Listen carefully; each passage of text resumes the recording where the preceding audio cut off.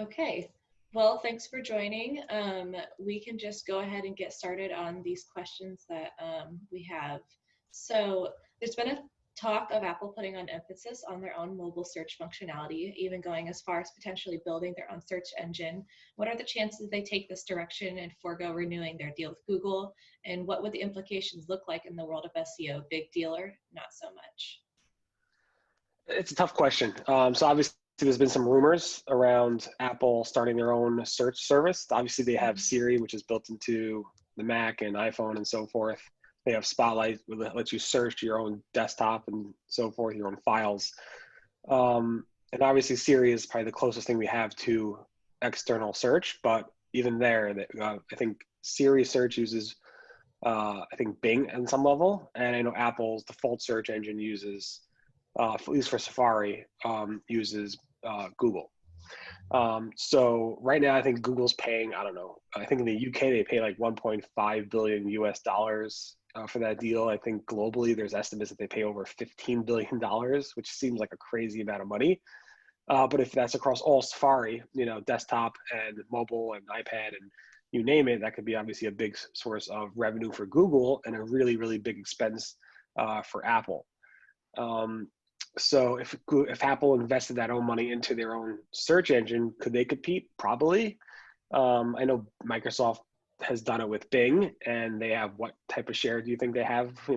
Bing says up to 20-30% internationally, but that's if you look at certain types of segments. Whereas if you look at your own analytics, you probably see maybe Bing sends you, 2, 3, 4, maybe 5% of your search traffic.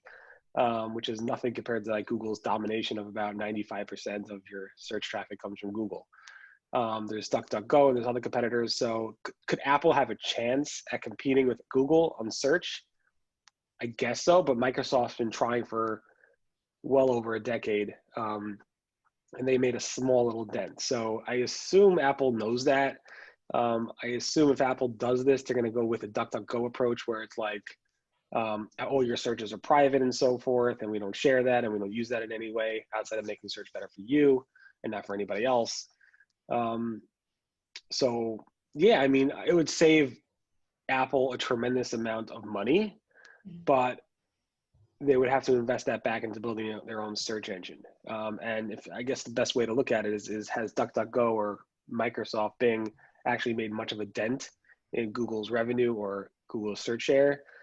Not so much. I think Microsoft took away, or Bing took away, much of Yahoo searches market share, and that's through the smart partnership deal they did with Yahoo back in the day. So I'm not sure. I'm not sure if it's really worth Apple's time to try to compete in that area.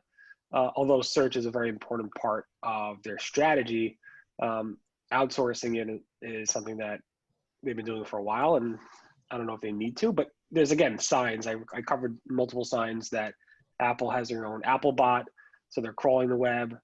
People see it in their log files. And there's some signs that they're actually building their own external search service, but we haven't really seen tremendous evidence of that. Right. Google recently released a feature inside of image search that allows people to license images directly from the source originator. Is this a trend you could see Google extending into other parts of search? And is there a time Google search becomes less of a discovery tool and more of a marketplace for media or content?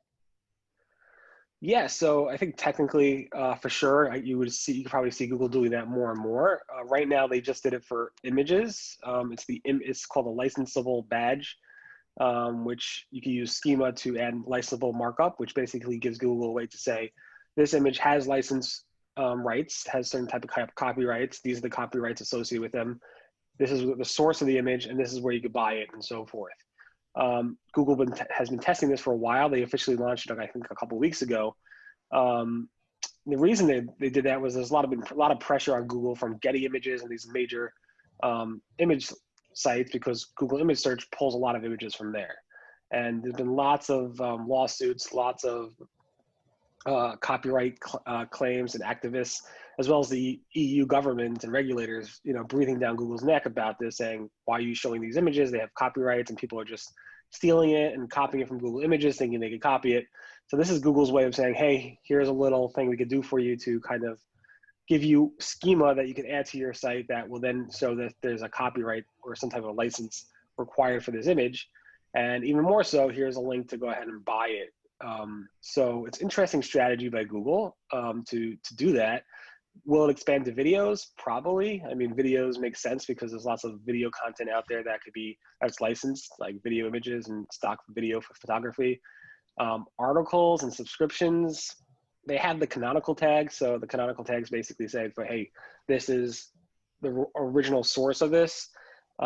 Subscription sites, I haven't really seen many complaints about, AP or different types of content that you can subscribe to and pay for being ripped off so much, but I don't know. There's always complaints about scrape content. So it's possible, but I'm not exactly sure if Google's going to release it more outside of like images or video. At least you see with images, but I don't think so much so outside of that, at least for the time being. It is interesting in terms of the commerce angle that you asked about, the marketplace and discovery tool, as well as like actually people buying directly from Google. So now Google's kind of emphasizing that it might show the price of the image and so forth, and kind of give you a way to quickly buy it. And you see that a lot with Google Shopping, where you can like buy now, at least in the US. You don't have to actually go to the merchant site to actually buy it. You could buy it directly in Google Shopping. And you also see it a lot with local search, where you could actually do online ordering for restaurants or delivery or curbside pickup, where Google's kind of acting as a quick go-between, where you can actually just click on a button and not have to go to the restaurant's website to actually place an order. So I see Google definitely taking the trend where they're going more transactional. Question is, they're taking baby steps, and soon, before you know it, you'll be able to replace any transaction you want. You even saw with Duplex, where talking to Google Assistant to book a reservation at a restaurant, you would just tell the Google Assistant, please book me a reservation for this restaurant on this day and this time. Even if the restaurant didn't actually have a way to book a restaurant online on their website, it would actually call the restaurant for you using the machine to actually book it for you, which is pretty cool. So I think, yeah, Google's definitely looking to do transactional stuff directly from search. And this is one of many ways of doing so. Schema and other methods could be done many, many ways to do this. Right. Title tags have emerged as a what's old is new again item of optimization that has shown promise of allowing publishers to improve traffic and even rankings. Over the course of your career, is this something sites should always be consistently testing and optimizing for SEO, or is it a trend that matters in some periods more than others? I mean, if there's one constant in SEO, it's been title tags. That's even before Google. Most of the original search engines were content-based search engines, not looking at link structure or off external factors. So it was about what the page said. And one of the strongest signals of what a page said was from the actual title tag of the page, mostly because that's what you see in your bookmarks. When you bookmark a page, which people don't do these days, but back in the old days, people actually bookmarked, and the bookmark would contain the title tag. It's also what the search engines show in their, almost all the time, show in their snippet, in the title of the snippet. So title tags are very important. I don't think that's ever necessarily going to change. Search engines, like I said, were using it well before Google, and Google definitely uses it a lot. You don't need amazing title tags to rank in Google if you have a lot of great links to your website. But it's the easiest thing you could do that you could control and make changes to very quickly, and then see how those changes impact your rankings almost immediately after it's crawled and indexed by Google. So yeah, I don't think title tags, it's going to be the one constant in SEO. Obviously, SEO is constantly changing, but I think that's been the one of the many few constants in SEO that really has not changed. Right. So there is a lot of money spent on backlinks in general in the world of SEO, but the removal of toxic backlinks is something many continue to invest in, despite Google's declaration that they are good at ignoring unwanted links and they don't have any internal measurements of toxic domains. Is spending time on removing or disavowing backlinks time well spent or a waste of resources?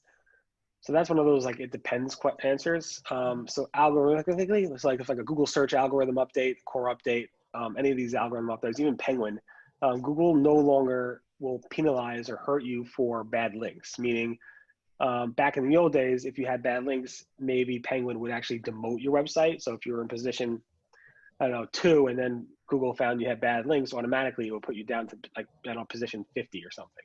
That's no longer the case. Google's just going to say, hey, these bad links, we're just going to ignore and pretty much treat them as no follow links, not count them at all. So there's no real purpose to spend time and money on disavowing links for Google algorithm updates, core updates, and so forth.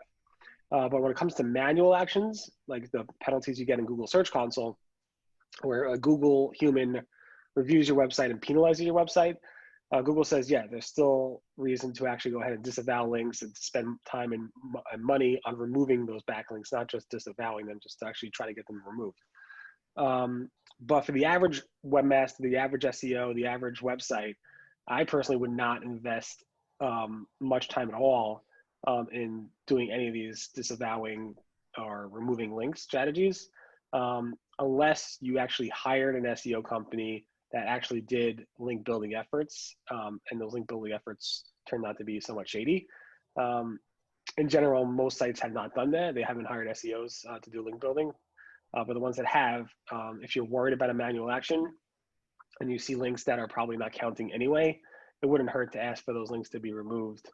But I would do it slowly. If you have no manual action now, do that slowly. Remove one website at a time, see if it actually hurts your website's rankings or not. Because that's kind of like, you don't want to remove links that are actually counting very well and that Google actually says, wait, these links are actually good. At the same time, you don't want those links eventually hurting you by a human reviewing it and saying, hey, these links are bad and we're going to go ahead and give you like some type of link scheme penalty in the manual actions section. Right. Okay, and then John Mueller tweets are the subject of careful review and analysis from across the spectrum of digital web stakeholders. Even the tweets he likes are often scrutinized and evaluated carefully. Recently, he suggested that it's not a good idea and that even his own words should be taken lightly. What value do you place in the knowledge and advice he shares on Twitter, and what types of info would you advise taking into consideration versus ignoring completely? So yeah, I mean, John Mueller has, like you said this, like people just really rip apart what he says. But at the same time, John is generally pretty careful about what he shares and what he tweets. He tweets a lot, he shares a lot. And, you know, in my like religion, I'm sure other religions, we study our own, I guess, religious texts. So Bible, whatever it might be. And we kind of break apart like every single word. We scrutinize every word. What's the value in each word? And obviously that's kind of godly text, whatever you want to call it. And obviously John is a human, he's not a god. So you're not gonna go ahead and like rip apart what he says, but at the same time, the purpose behind that strategy is to take something that might be complex and to break it down. And as you scrutinize words that people are saying, especially people who have closer access to certain algorithms and certain information within Google, it really kind of helps bring clarity to what somebody might have said. So if John says, I don't know, this type of strategy is not good or this type of strategy is not recommended, why did he use the word not recommended versus not good versus that? Or maybe what type of strategy, are there sub-strategies in there that you want to go ahead and break out? Guest blogging versus writing at a site monthly as a contributor and not having like all these types of things all could be looked at and scrutinized. And I don't think it's necessarily wasteful in terms of looking at those statements and trying to break them down. If anything, it will make you a better SEO to kind of try to understand it better. But at the same time, not only should you probably challenge those statements that John's saying, you should probably be aware of those statements, listen to them, and then try it yourself. So if John says do X and you do Y, you want to test that as an SEO and you want to use different tools to try to test those things and see if what he's saying is true. And not only that, things that you could test today for site abc.com might not apply to things you test today for site, xyz.com. And it might change in 3 months from now, or it might change in 2 days from now. So SEOs have to constantly test their ideas and hypothesis, constantly have to challenge what John's saying or what other SEOs are saying, what bloggers are writing. And that's what makes that's what makes SEOs even better and better every day, by just listening, reading, and then testing it out on a daily basis. Yeah, right. Well, I want to thank you so much for taking time out of your morning to sit and chat with me. We appreciate it, and we will hopefully be in contact. Sounds good. All right. Thank you.